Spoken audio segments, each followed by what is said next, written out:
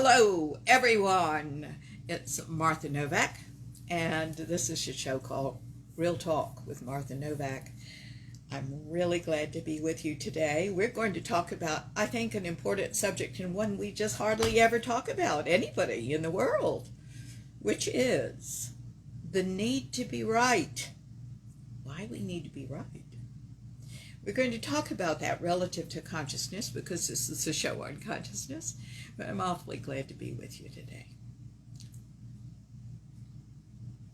All right, let's do a prayer, get us all on the same page, and then we'll launch off into what we have to say today. By the way, this is a live show, so if you would like to talk to me, the guest call-in number is 347-850-1647. I'd love to hear what you have to say about this subject. Dear God, thank you so much for our being all together. We're under the banner of knowing ourselves better, knowing you better, because you and all of us are one. We are aspects of your oneness, and we appreciate it all.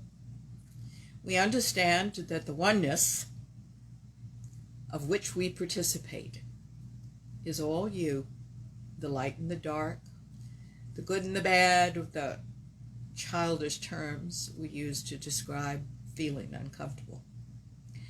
But we open ourselves right now to see, hear, sense, and know what you would have us do as we open to the truth that lies in our enlightenment. We thank you, dear God, for all of this. And to prepare ourselves, we say we know nothing. For it is the you through us and through all things that know it all. We open now to that part of all of us. And we open to the steps in front of us to take. Thank you so much, dear God. And we say this prayer in your name, in the name of the Ascended Masters, our love-centered guides and friends, and in the name of each and every person listening to this show. Thank you, dear God, and so it is. Amen. Guys, I have some logistics before we begin, and that is for the next 2 weeks, I'm going to have to step away from our show. I ask you, please, to listen to our archive shows. They're there and free for a reason. But the next time I'll be working with you will be on the 25th of July, okay? I'll be back then. This is no emergency. It's family business. I have family coming to town, and I also need the weekend before to get the house ready. It's very exciting right now because I can't wait to see my relatives. But that's all it is. So I'm going to ask you to indulge me. Please listen to other shows. They're on Blog Talk Radio, Facebook Live. They're all free. They're on a variety of subjects, and we hope you'll enjoy them. Okay. I found several lovely articles on this subject of always needing to be right. We're going to talk about where it came from and why everybody feels that way and the damage it's doing, and relative to consciousness, what to do about it in you. So that's the show today. We hope you will have fun with me. So the article that I found, the first one I want to talk to, is by a physician named Roger Landry. The article is called Why Some People Think They're Always Right and How to Deal with It, which I think is a fun article. He's got some really good points. And I want to, as usual, talk about what he's saying and kind of launch off on my own, particularly at the end of the show. He says, if you want to improve your relationships, if you want to sleep more, stress less, and just be happier in general, this is the subject to look at. The need to be right. And giving up our compulsion to be right. You know, everything that we talk about here can cross that pathological line. So it just isn't, I need to be right, and it's not very important, and I need to be right, which is more of a compulsion to be. I think a lot of this, too, in my opinion, is habit. It's habit because we've been trained to need to be right. Sometimes it's very ingrained, and our relationships can really suffer. And sometimes we're doing it, I think, out of habit.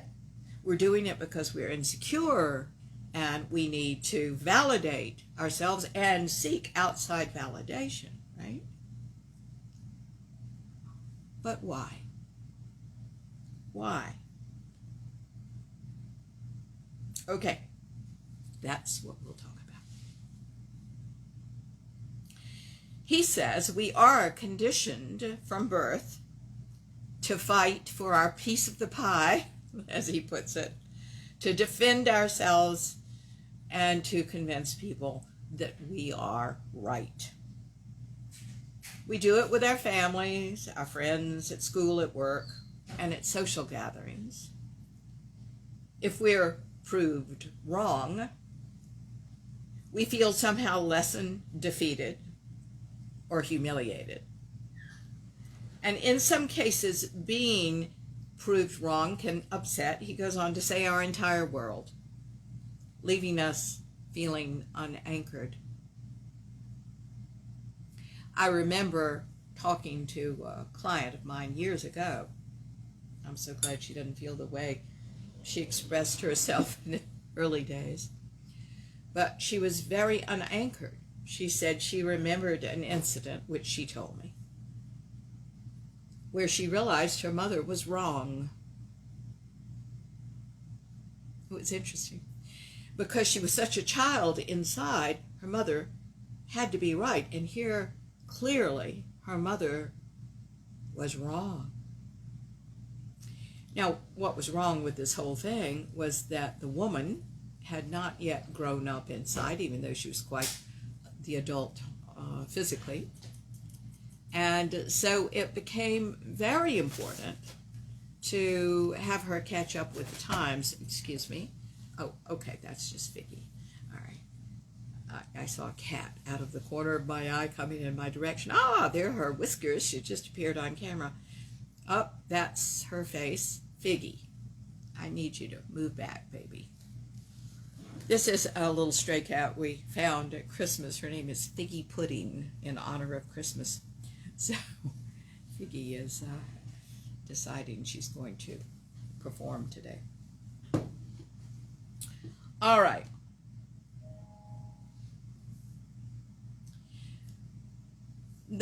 I was talking about this woman that crossed my mind as we were going to do this. The problem here was that she was, the mother was the be-all and end-all, right? Her mother was always right. As long as her mother was right, she didn't have to grow up because her mother was always there. It is rather short-sighted because mothers and fathers aren't there forever, and we've got to find our own parent inside of us to go on with. You can call that our parent, which is the first step, to grow up and parent ourselves. But also to go past even that and merge with the mind of God, which we call consciousness and enlightenment. Okay. The problem is that we all come with the necessary equipment to fall into the I need to be right trap. So we have the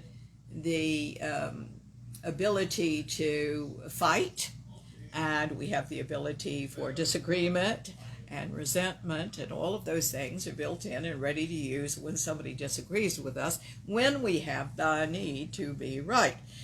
Eckhart Tolle described the need to be right as a form of violence, and I think it can be, for sure. At its mildest form, though, it's rigidity, it's inflexibility, right?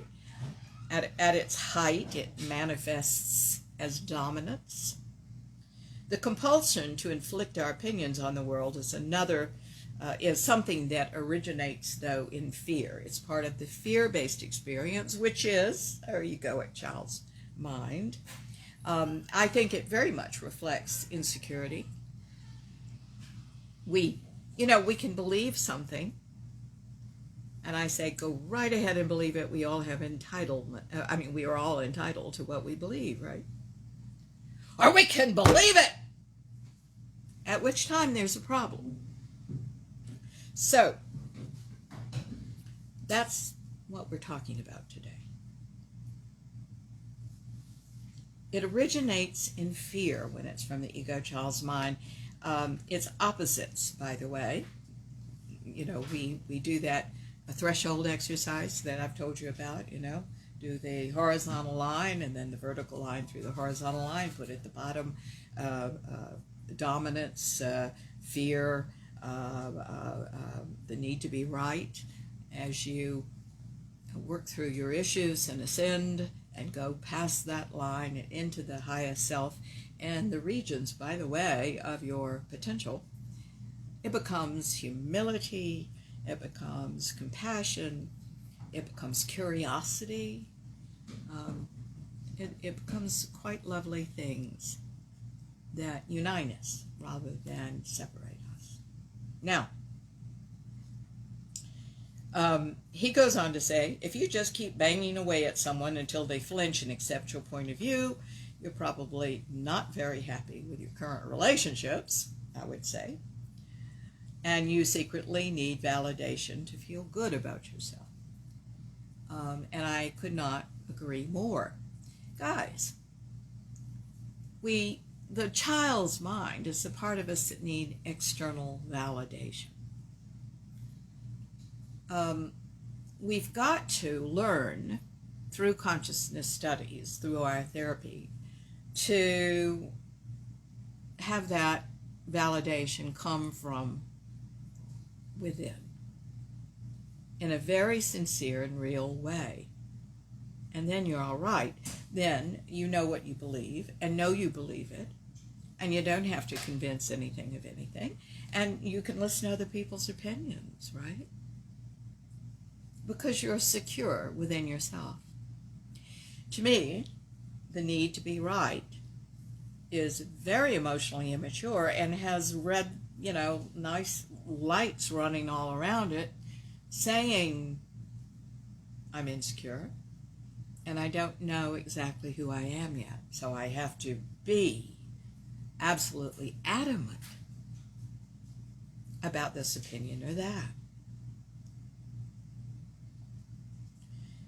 There's governments run this way. Religions often run this way. Companies run this way. Oh, hi. You want to come up? All right, come on. Come on. All right. Little puppy dog with a ball in his mouth wants to sit behind me. This is the way I write books. He's always back there in my chair. I can never lean fully back. It can be quite dangerous when this is the driving force into things. There was an article, a book I read a number of years ago, which I thought was really quite good. You all might want to look it up. It was by Charles Kimball, and it was When Religion Becomes Evil. And far from it being, this man being against religion, that was not true.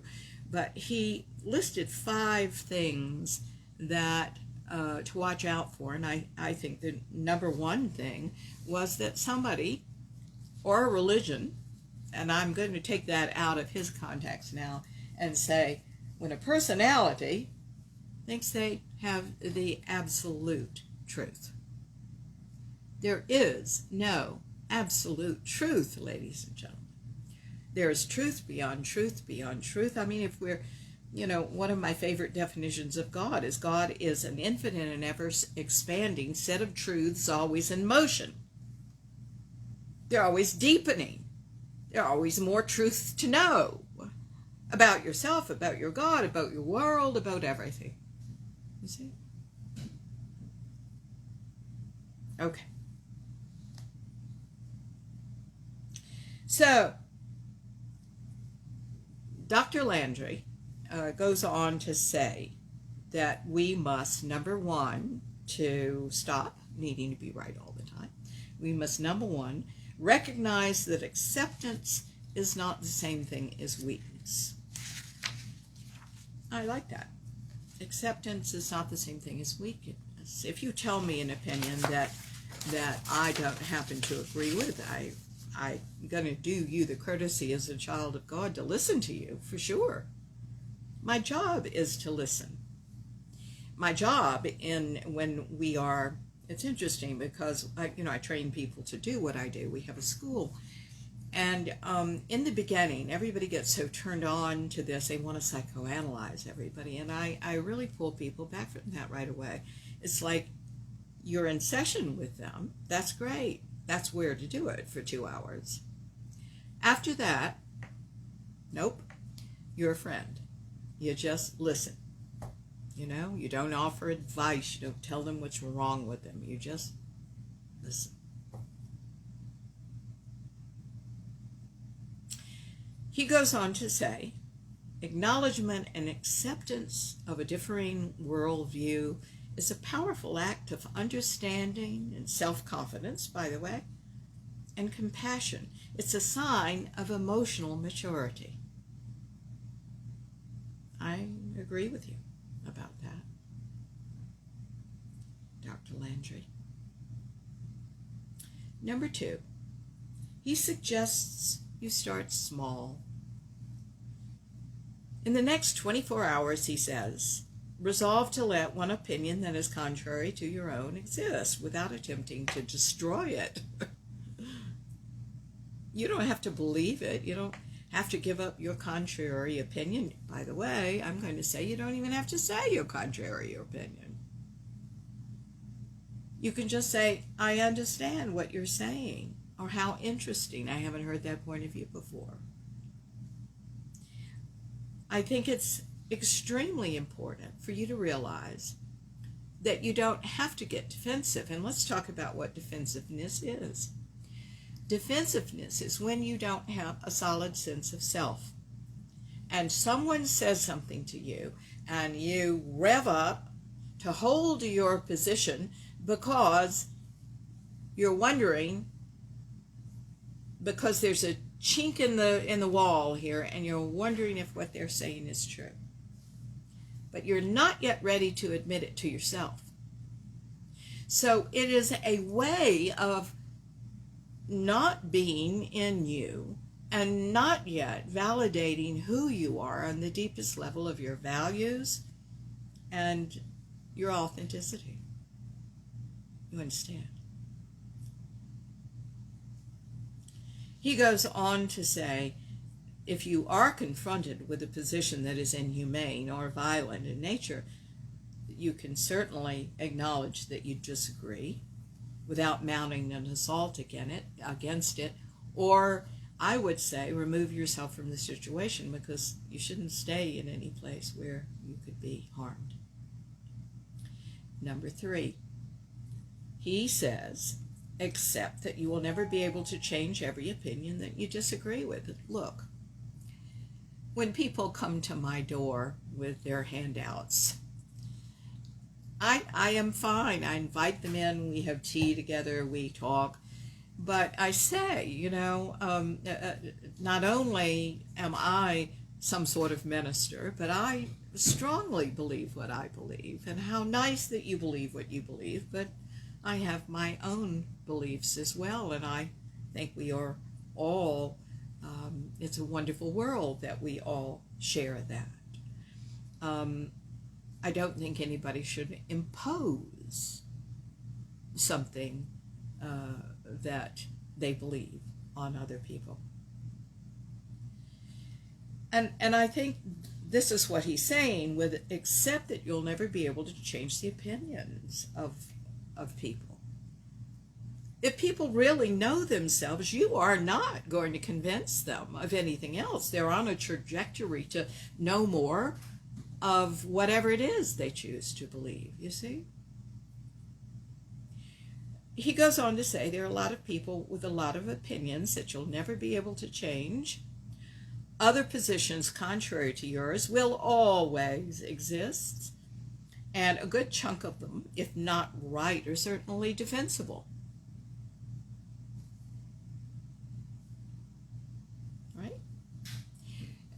I laughed. I was telling a friend the other day, all this argument. There's all of a sudden all sorts of argument about UFOs. Don't ask me why. I'm not one way or another.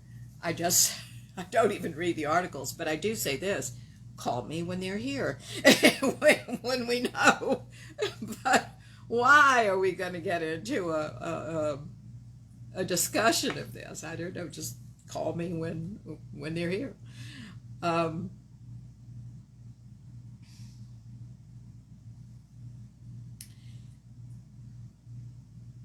Which mind are you in? Is a very important question that I pose almost every week lately. Which mind are you in? In the ego child's mind, your opinion is the only one that matters. You've got to validate it. You've got to reinforce it. You've got to find other people that believe what you do so that you can justify yourself. But why? Why do you need to do that?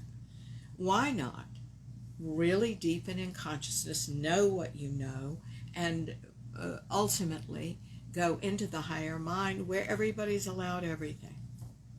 Guys, this is a diverse world. Everybody gets to live and die the way they choose, and they get to believe what they need to believe.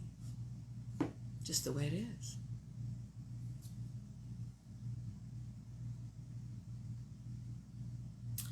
He goes on to say, number 4. Number 4 is to prioritize kindness and compassion over being right. I couldn't agree with this more. I have a little sign on my wall that says practice kindness instead of being right. Darling, being kind and compassionate is much more important than converting the world to what he says is your limited view. Guys, we all have limited views. We're in human form, okay? We're spiritual beings in human form, but our humanness does limit us. I have proof of this in my experience, and this is only in my experience.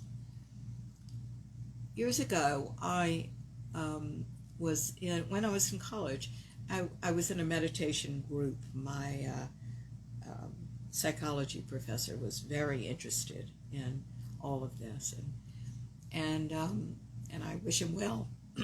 God heavens, I don't even remember the man's name, but I hope he found what he was looking for. He was a very nice man, and he gathered a small group of like-minded people that felt the way he did into his office to meditate once a week. And while I was there, I don't remember much about this. This was so many years ago, but all of a sudden in that meditation, I was led into that tunnel that we hear about all the time. We hear about it in terms of death, but I think we have many tunnels inside of us.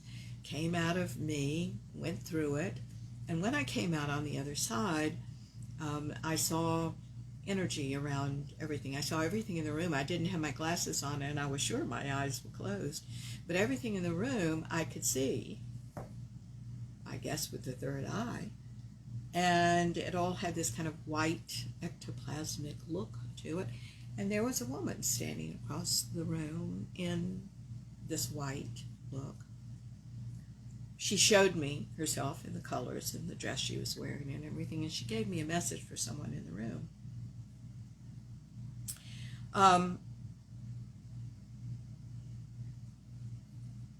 It was a very powerful experience for me, and one I'll never forget. What I was going to say to you is our limited viewpoint is that because there's so much more that you're going to be experiencing. Maybe some of you all have experienced in meditation, but I was so aware of an overwhelming love that I actually could not receive because of my physical form. It was just too much, this love of God. So we do the best we can when we're human beings. We absolutely do. We receive what we can, we give what we can. But the most enlightened and conscious person are still in physical form. We are limited, and that's a really important thing for us to realize. Our experience is limited because of the human form. Why isn't that all right? The fact is, it is. Okay. He goes on to say, we must all face challenges. We all have to suffer loss and pain at some point. All of our opinions are formed by circumstances and by the past. Unless you've lived someone else's life, you can't begin to understand what they do. And listening to their reasoning behind someone else's feelings can be very revealing. It deepens your connection with that person, and it broadens your interpretation of the world around you.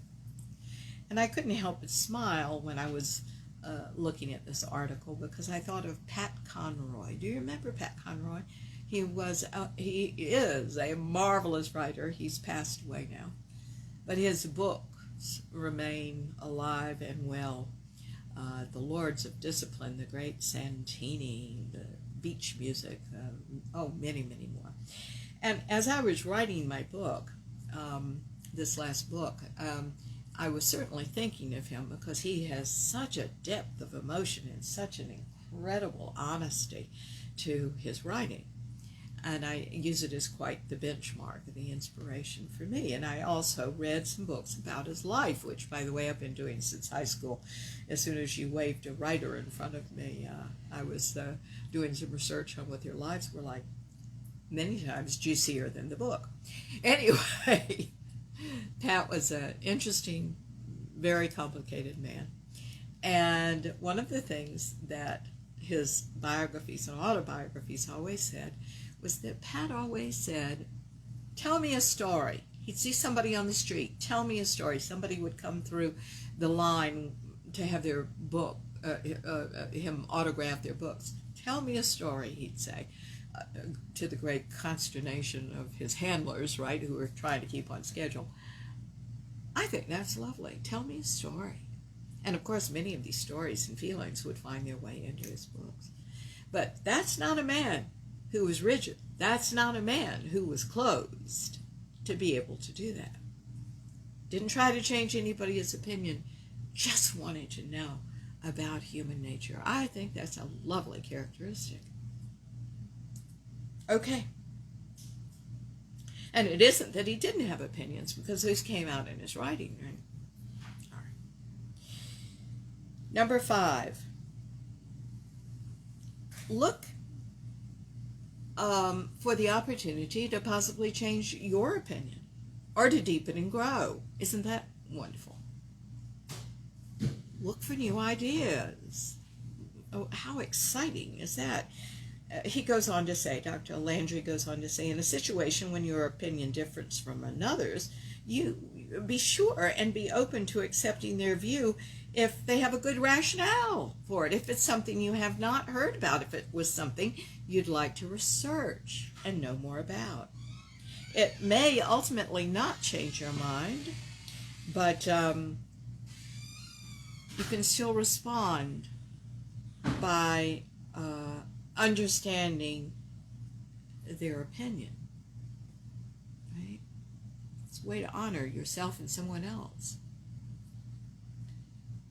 Number 6, he goes on to say, acknowledge that changing your opinion or allowing someone else to prove you wrong doesn't make you any less than. You see, this need to be right sometimes substitutes for a strong sense of self. I probably won't say a deeper sentence than that in this session, The need to be right often substitutes for a strong and solid sense of self. Really important to know. So your growth from the ego child's mind to the highest self is certainly from the need to be right to who you really are, authentically. One of my dear friends, I just found out on the email this morning before I'm talking to you, passed away. I've known this man. We all went to high school together. There are a whole bunch of us that are still dear friends. And he was the most authentic man from the start that I think I've ever known. I want to write that to his wife because when he was in high school, he was dear, and the characteristics that made him so dear just deepened and grew, and he was absolutely beautiful and authentic. That's a lovely characteristic for all of us to have. So many of us have to grow into it. I know I did. You could see those elements in him from the start. That was a really wonderful thing. Look, we're all human. It goes back to that, right? And Dr. Landry goes on to say, we'll all make mistakes and succeed. We'll all help and hurt other people. We'll be right and we'll be wrong. And you will still be okay. I love that. You're still you. And you're deepening in the you-ness of you. He didn't say that. That's me. That's why it sounded so weird. But you're deepening in the you-ness of you, that authenticity that is right there, which we all drop the ball, right? Second article. This is by Mel Schwartz, and he wrote it for A Shift of Mind, or that is his book, I don't know which. And the title of the article is, Why is it so important to be right? Subtitle, would you rather be right or would you rather be happy? No, I'd rather be happy. So he goes on to say some really new things, which I thought were very compelling. He says, one of the most prevalent and damaging themes in our culture is the need to be right. It's so deeply embedded in our belief system and in the collective psyche that we never pause to consider it. I think he's right about that. So let's talk about why, shall we? He says, we argue, and it is prevalent in arguments about politics, religion, abortion, healthcare, gun control, climate change. And in these things, being right is almost mandated, right? Whatever side you're taking. The call to being right quickens our pulse, causes us to shout, can sever relationships, can cause us to go into mania where nobody is going to be able to talk to us. Mania is that heightened response, and the only thing that exists in the world at that point is you and defending your position.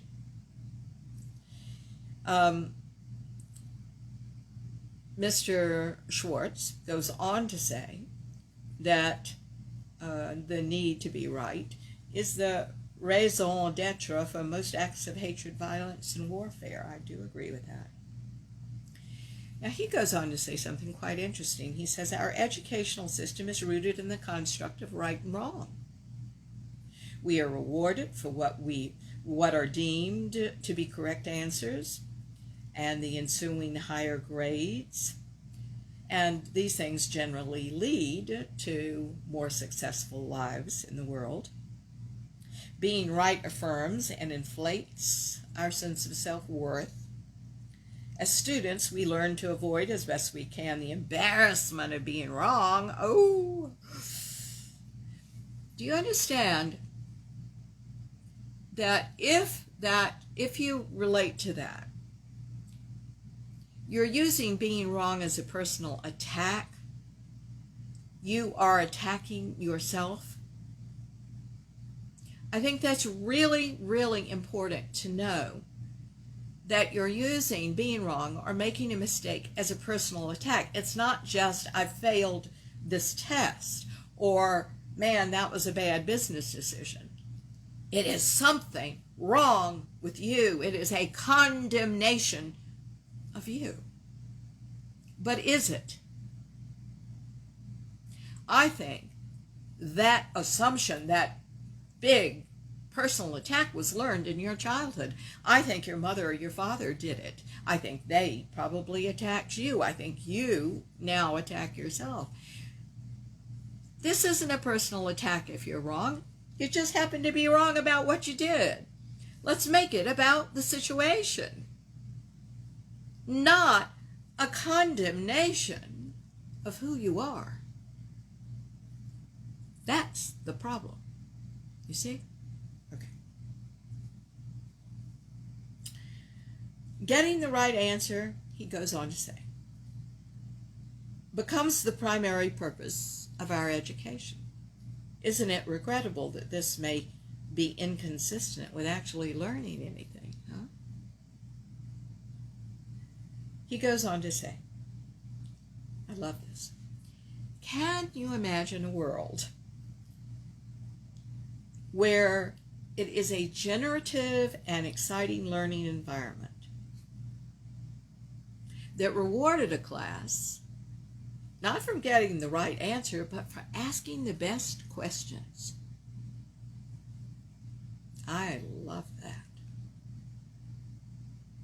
The most intriguing questions are those that don't have simple answers, right? I mean, yeah, look at all of us studying consciousness.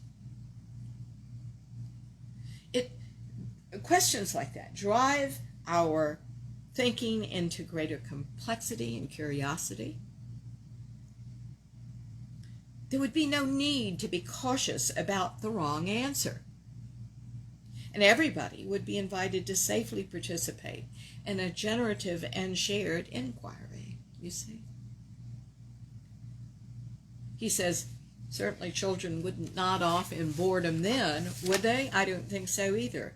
The experience would look much different than the rote memorizing and rote spewing back of information in the school systems now, that are rooted, by the way, is what he says, in right or wrong answers. Yeah?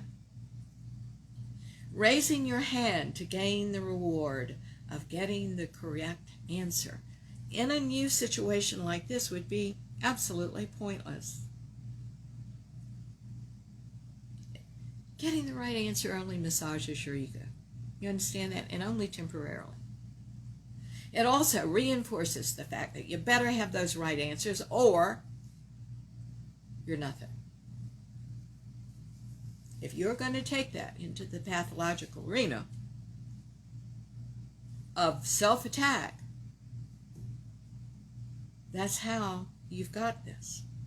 And that's also what drives OCD, perfectionism. Oh, can't make a mistake, can't be human. Guys, if we can put this in proper perspective now and drop all of our defenses around this, do you realize it's a much happier life? And even more importantly in that, what a relief.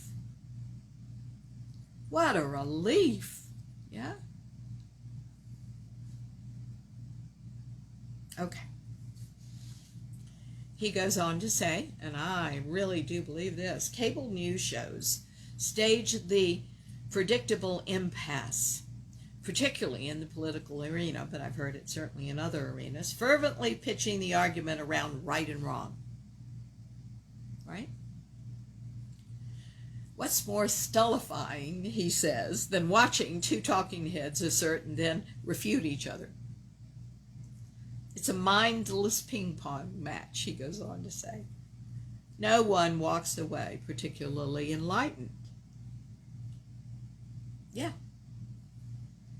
They're there to reinforce your ego opinion, but they're not there to change your mind. And I think a lot of it, here's my interjection, is that nobody can handle uncertainty in this world. And by the way, we're going to need to do that because it's going to get more and more chaotic and uncertain. So these talks, when our president, whoever the president is, makes a statement or does this or does that, everybody argues. Here's what the ramifications could be. Why don't we just wait and see what happens? Let's just see what really is going to happen here. Why don't we just admit nobody knows? And why isn't that all right? Some things have to work out organically, but this desire for an outcome and making it up because it hadn't happened yet is just craziness to me. He goes on to present, would you rather be right or would you rather be happy? He's apparently a marriage counselor, by the way, and he goes on to say that nearly everyone says, that comes to him, he's referring to, says that they would prefer happiness, and yet the battle enjoins over right and wrong. If you pause and consider it, it's really crazy. The very fact that we mindlessly choose to win an argument at the cost of damaging our relationships points to something terribly amiss, not in the other person or in the marriage, but in us. This inclination leads to the need to win an argument, which assures that no one is actually listening or trying to really find a solution. Solutions don't lie in the argument. They lie in your giving up the argument, by the way, to find the higher truth.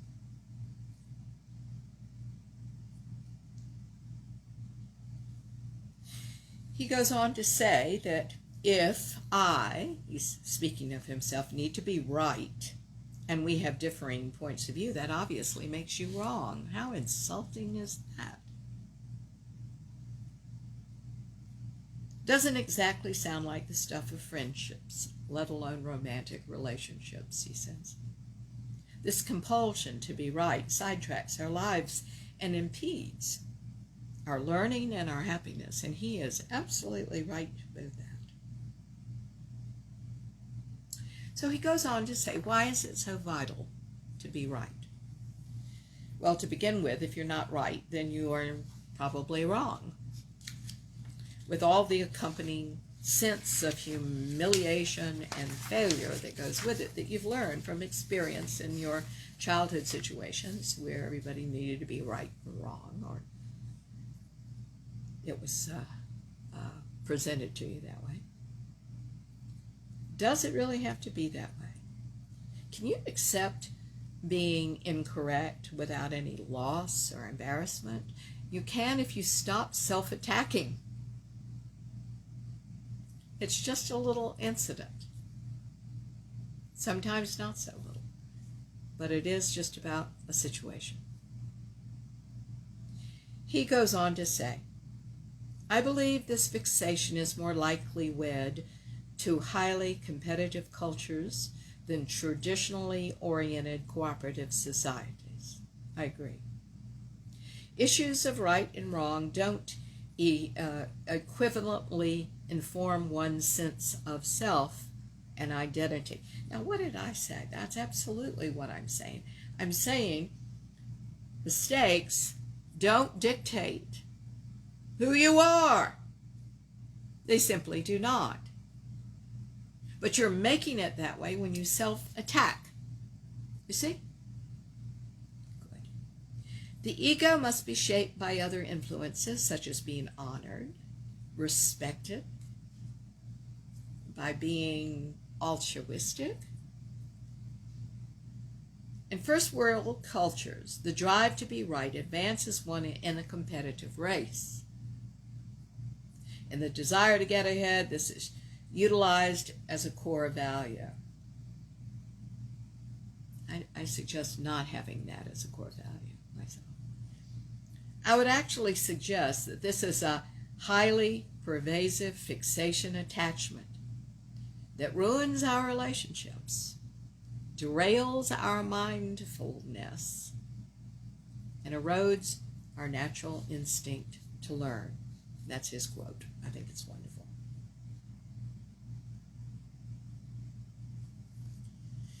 He goes on to say that as a child, the need to be right was likely a major influence in your lives. This is true of so many people, whether it's due to demanding expectations by parents, a humiliating moment in the classroom, being taunted by friends, whatever it was. Most of us remain attached to the need to be correct. I thought that was a great article. Third article in our discussion of all this need to be right is called The Insufferable Need to Always Be Right. I would say whoever wrote this article, and it was on, by the way, Exploding Your Mind? Exploding Your Mind is the website. Or expand, no, it says Exploding. It doesn't have an author, by the way. Not one listed. I got tickled at the title, though. The Insufferable Need to Always Be Right. Sounds pissed off. Certain people, doesn't it? Nevertheless, good article. This article addresses people whose mindset is, I am right and you are wrong. He goes, or she, whoever wrote this, goes on to say they are profiled as ones with big egos and very little empathy, specialists in continually raising disputes, capable craftsmen in destabilizing harmony in every way. The way that's written bothers me a little bit because I think in many cases the need to be right is about insecurity, not big egos. The big ego may be there in fantasy. The big ego may be there because someone is creating that narcissistic thing to cover up insecurity, but I think insecurity is at the base of this. He goes on to say that being right is something we all find satisfying. We can't deny that. It reinforces our self-esteem. But most of us understand there are limits. We know that it is vital to develop constructive attitudes, humble outlook, and an empathetic heart capable of appreciating and respecting the views of others. I think so too. I like this Deepak Chopra quote that was part of his article. A belief in something you cling to. A belief is something you cling to because you think it is the truth. And what I want to present is that there are truths and truths and truths and truths. There are deeper and deeper and deeper truths. So we can't marry anything and be rigid about it because it stops our learning and our growth, right? And our deepening. He goes on to say, or she goes on to say, I'm going to use the collective he just because I mean mankind or whoever wrote this letter, but I'm not in all being sexist here. It could be this article. It can be a man or a woman. I don't know, but I'm just tired of saying he or she. Okay.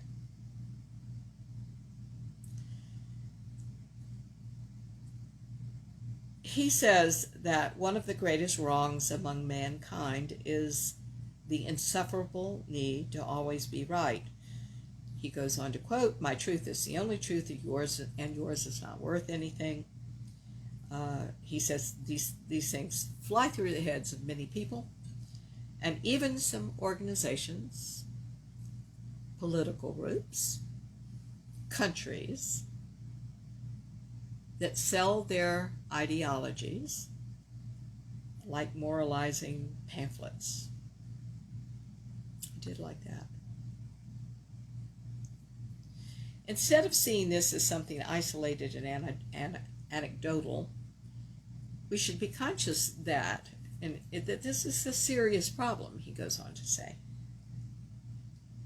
Because one who obsesses over always being right ends up suffering two very, very, he uses the word ruthless side effects, and I think that's a good word.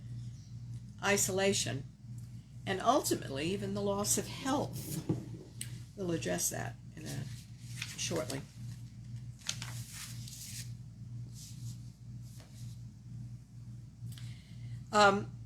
He told a delightful story here that was written by, and I don't know how to pronounce this man's name, Thich Nhat Hanh, also known as Thay or Tay. He's a teacher in Vietnam, apparently, a Zen teacher, a poet, an activist for peace. And he has published more than 100 books and was nominated for a Nobel Prize by Martin Luther King. But I found the story delightful, and not only did I find the story delightful, I find similar stories in my practice when people come in and tell me things when they are on their journey. But this is very nice. So I'm going to read this to you. The story begins during a morning in the region of Vietnam. It was the 1960s, and war had spread throughout the once peaceful, serene land that was marked by the routines of people. There was a day when two fishermen were navigating the stream when suddenly they spotted a boat coming toward them from downstream. One of the elderly men tried to row to the edge, thinking it was an enemy boat. The other elderly man started to yell in loud voice, raising his paddle, thinking that it was an unwary and inexperienced fisherman who was coming at them. The two fishermen began arguing with each other like children in a schoolyard until a few moments later, the boat that was going downstream hit them at full force, launching them into the water. The two elderly men held on to pieces of floating wood and looked into the boat and discovered the other boat that had come at them was empty. Neither of them had been right. The real enemy was their own minds. Two stubborn minds and eyes that can no longer see with the visual acuity of the old days. I like that story. Nobody was right. I think that's such a spiritual belief. Nobody's right, you know. Everybody has their own truth. Everybody's entitled to their own truth. He goes on to say that the way he puts it is people are true machines of beliefs. I'm not sure. I have to think about that one. We internalize these beliefs and program them into our minds so that we can repeat them over and over again, like a litany, until they become, he says, a piece of property, an object that we must fiercely defend. He goes on to say, in fact, our ego is a varied mosaic with unwavering beliefs, those for which we will most likely lose friends, just as long as we are right. He found a quote by Albert Einstein I had never seen before, and I absolutely love it. You want to hear? Here it goes. You cut and style your hair, but you always forget to cut your ego. I think that's adorable. Okay. Certainly, we really all have a right to our opinions, our predilections, our truths. There are things that define us. For example, our values define us. But nothing should kidnap us to the point that we throw ourselves, he says, into the dungeon of my truth is the only truth that counts. I say it differently. I say you marry something because you're not growing anymore.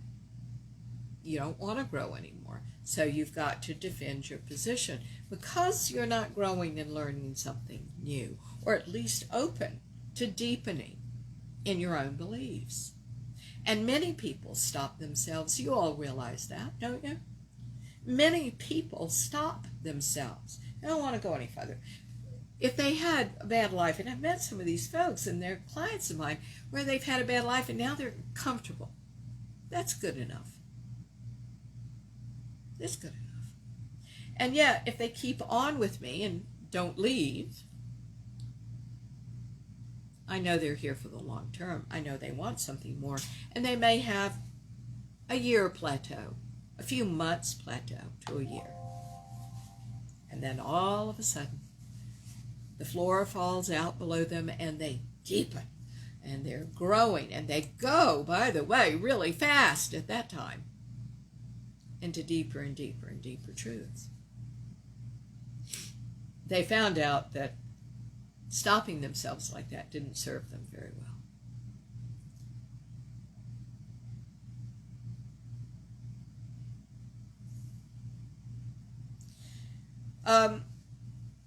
He goes on to say there are those people who immerse themselves in an internal dialogue, who repeat their thoughts are better than anybody else's over and over again, whose perspectives are unchangeable, and their truths are a light of invaluable wisdom. Thinking this way plunges them into spending their lives looking for people and situations who will validate their beliefs. Yeah.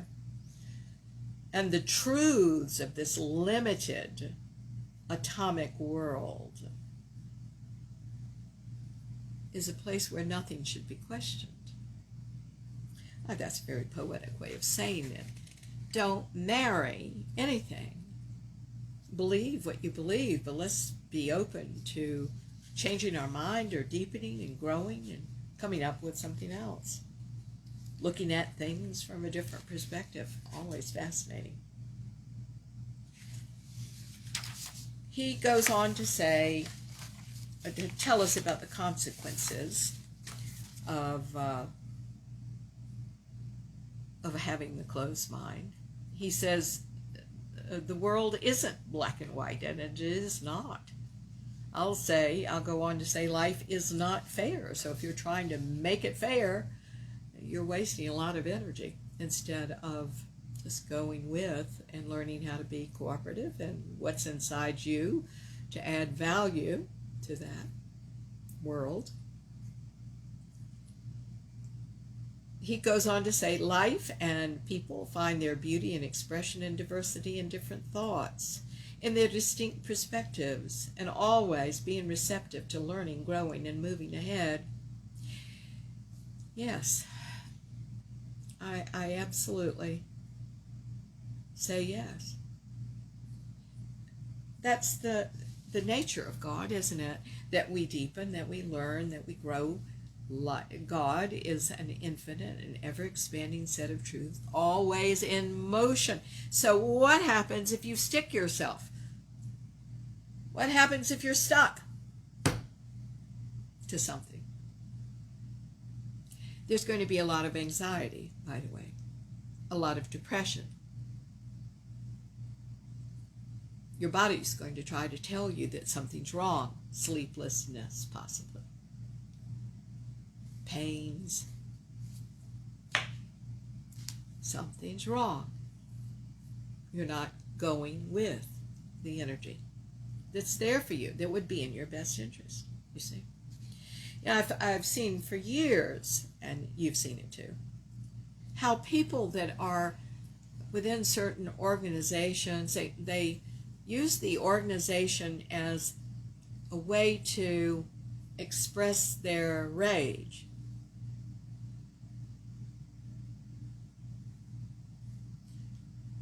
That's not a good enough reason to be a member of that organization. And if that person rises to any prominence, the organization loses credibility because they're using a public platform personally to exercise their feelings. Nope, their ego, child's mind feelings at that.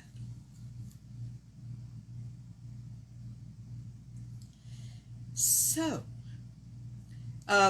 he quotes a man named James C. Coyne, who's an author, psychologist, emeritus professor of the School of Psychology at the University of Pennsylvania, and he says, the need to always be right is a modern evil capable of affecting our physical and emotional health, according to a study of the University of Bradford in the United Kingdom, by the way.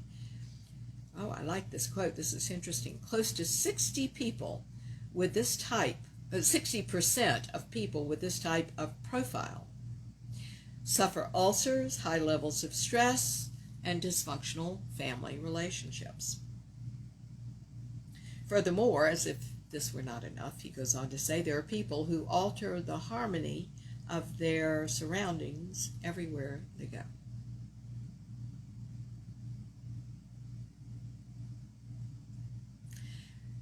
Guys, life flows.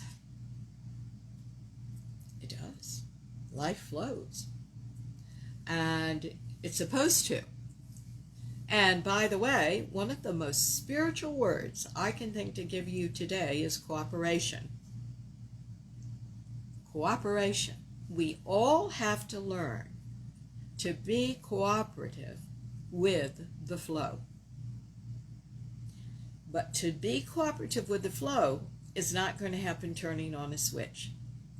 It happens with you confronting issues, with you looking at yourself and seeing what you want to believe and what you don't want to believe, and stopping, absolutely stopping, the self-attack. Some very smart people do this. They self-attack. It isn't just about the incident anymore. Look, we must stop that because all of us are searching for the same thing. We all want to be happy worldwide. That's what we're searching for.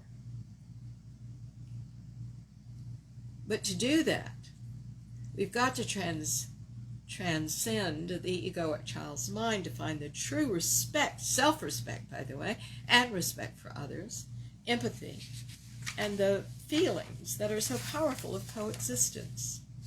Now, I've added my 2 cents at the end of all of these articles, and I'd like to talk to you about that now. Because the thing to me that really will help you stop this insatiable need to be right is to know yourself on much deeper levels. And to certainly move and challenge yourself, to move from the egoic child's mind to the higher mind. Again, so many of the answers in life are, well, which mind are you perceiving that in? Which mind are you coming from to do that activity? The ego child's mind is the only part of you that needs to be right because it is insecure. You are showing your insecurity when you need to be right. And I think that's one of the things that when somebody else in our sphere needs to be right, that we can observe about them, that they're very insecure. And certainly we don't need to challenge them. It's what I said earlier. Can you just be a friend without challenging them, even though you see that? And I said to my class Saturday, many times when you are doing consciousness studies and when you have studied psychology very deeply and you're working within it, you see things that you would never hurt people with. You just observe them and keep them to yourself. Number 2, So the first thing that I can recommend to fix this is, for heaven's sakes, know yourself. Let's start that journey to know yourself better, to confront your insecurities, to figure out where they came from, to accept that as part of the whole. It's just energy, and let it become something else in the higher self. Number 2, you've got to know what you believe. And if you don't know yourself well, which was my first point, you don't know what you believe. You're believing what other people believe. You're believing what your mom and dad taught you. You're believing what you surmised from this event or that. But it was just an event. You're laboring under misconceptions. Now, and we've got to find out what those are.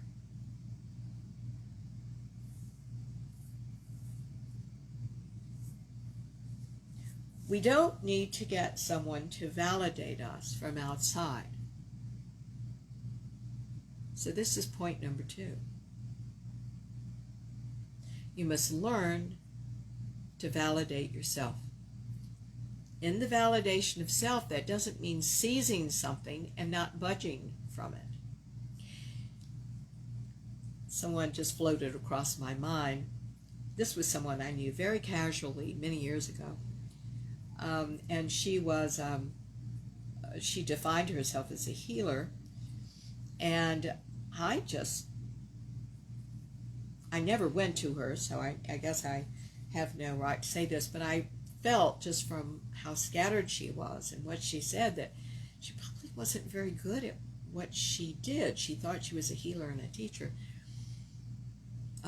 I had a hard time reconciling who she was with her adding value. I hated to feel that way because I loved the idea that we're all in there and we're all in there in different levels and we're pitching, but I did have some serious concerns, doubts really, not concerns, as that she could deliver.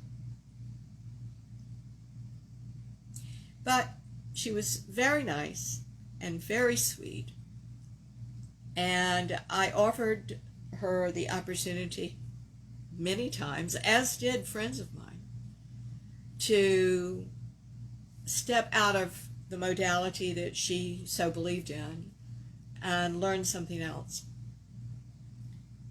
And oh, you could see she was terribly afraid of that. She never did it. You could actually see her fear. And she would say, absolutely no, this is what she was going to do for the rest of her life. Now, listen, I absolutely support that about her. Nobody should have the right to tell you how to live, or, by the way, to tell you how to die. It's entirely your decision. So this was entirely her decision. But my belief is that everything is here to help us. Everything, even something that hurts. And the more we know, the more we know. I grew up as, in my early days, I was a big acting teacher, strong acting teacher, and I was good at what I did. But when I didn't have words for something, I investigated other modalities, not just healing modalities. I took sculpture courses, I took painting courses. Let's see how much we can express, It certainly made what I did more interesting to me, because I realized, for example, in acting, I could talk for a half an hour about something that I saw that was a complication in a character that an actor should stretch themselves to bring forth. Or when I went to sculpture class, I could do the palette knife like that to create the same thing. on a face. I found that fascinating. So you just can't know too much. Investigate, grow. Just don't marry one thing out of fear because it serves your issues. Guys, it's like having the inmates run the asylum. I don't think that's a good idea. Okay, number 3. Listen. It is a courtesy. It is a kindness. It is the human connection. Listen. Now, I'm going to say something that is my class and I talked about Saturday. While you can listen, you don't want your time and energy taken advantage of. There are people, and I do know one of them, that I've known for a very, very long time. She's not a client, never has been a client. But honestly, she's talking about the same thing she talked about in high school. The exact same thing. And when she has a problem, she goes from person to person to person to person to person to person and tells them their problem and never takes anybody's suggestion, because the whole point is just to talk. So if you know someone like that, by all means, limit contact. It isn't that I don't care about her, but I'll care about her more if I don't do that, if I don't participate in that game. You understand? Good. But if it's an ordinary person without issues like that, by all means, one of the nicest gifts you can give somebody is to listen. To listen for a short period of time or to listen for a long period of time. I've thought of charisma through the years, and I've got to tell you that some of the most charismatic people I know, and I'm thinking of one in particular, it's a man I know, when he's with you, and he may have 2 seconds to spend with somebody because he's very busy, you entirely have his focus. You entirely have it. My God, that is the most heady thing in the world. And then he moves on. And you love him for it because he has really listened. Okay? Okay. Oh, you want to eat your ball? My dog jumped down and left the ball in the chair. So that was the whimpering. Okay. Number 4. There is communication, and there is the art of communication. The art of communication is this: know who you're talking to. Know who you're talking to. Open up that marvelous intuitive sense. Listen to the words they use. Who are these people?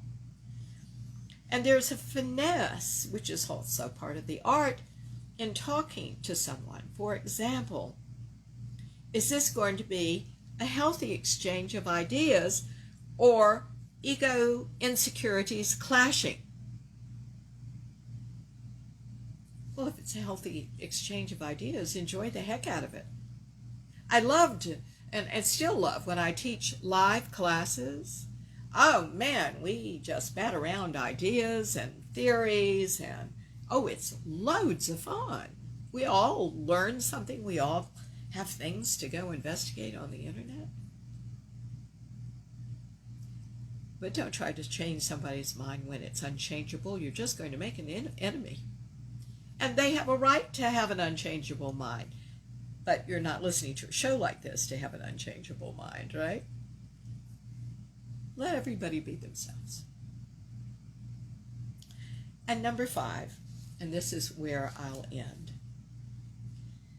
It is my belief, my strong belief, I will believe this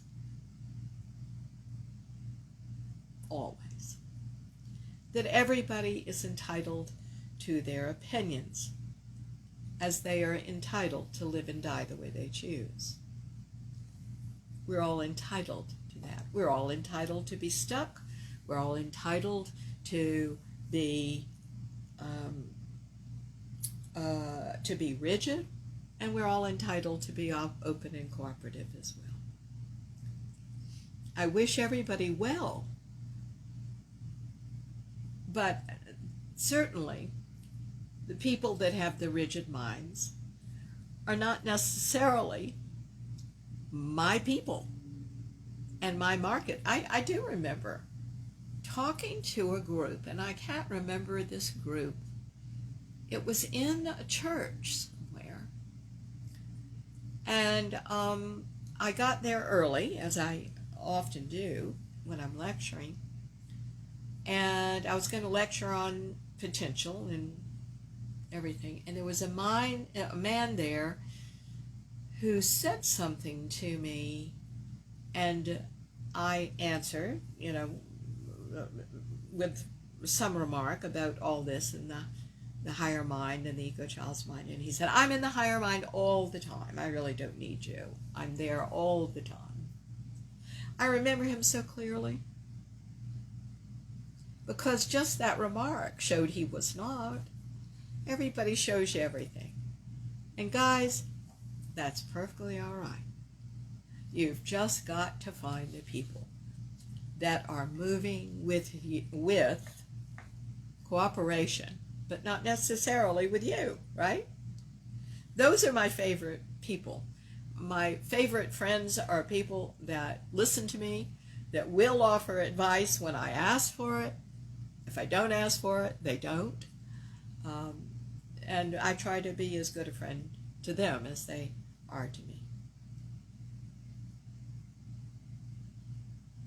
Openness to people who are the same or different, appreciating the differences because nobody's the same, is what life is all about. And cooperating with the energies of God. And one of the energies of God is compassion and love and openness, curiosity, and the ideas that float around this world. There you are. That's a nice life. I hope you've gotten some things out of this and learned some things. I thought some of these articles were most interesting. Now, guys, I'm here to remind you, I will not be here for the next 2 weeks. I simply must do these personal things for family, and it's lovely. It's all good. But I will be here. What did I say that date was? I'm going to be back. I think it's the 25th. Yes, we'll be back doing a radio show on the 25th. Now, I am going to say, please look on Blog Talk Radio and Facebook Live and get some of the archive shows. And please keep up the tradition of listening to these shows at 10 o'clock on Sunday morning or whenever you choose, because there's some marvelous shows on all sorts of different subjects. And they're there posted for you on Blog Talk Radio, Facebook Live, or on YouTube. So please have fun. Hello, LaRonda. Oh, thank you so much for that note. Well, I send that love message back to you too. Thank you. Guys, let's do a prayer, okay? Oh, I want to say one other thing, and that is thank you so much for getting the word around about these shows. That's very helpful. We don't really advertise, and so you are our advertisement. Well, hello. Well, thank you, Betty. That means the world. Thank you so much, my darling Betty. Please post, I think on, if I'm not mistaken, on Blog Talk Radio, you can post and send shows around. So when you see one that you like, please send it around to your social media. And social media is just a great advertisement for us, and word of mouth, of course. And if you will help us get the word around so our conscious community grows, we sure would appreciate it.